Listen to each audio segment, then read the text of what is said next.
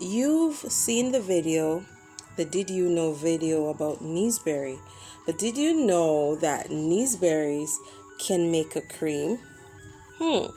How about trying this weekend treat?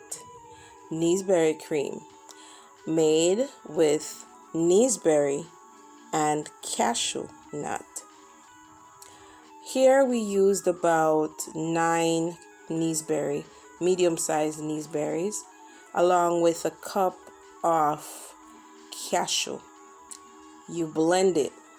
Blend the two ingredients together, and you can add salt to taste.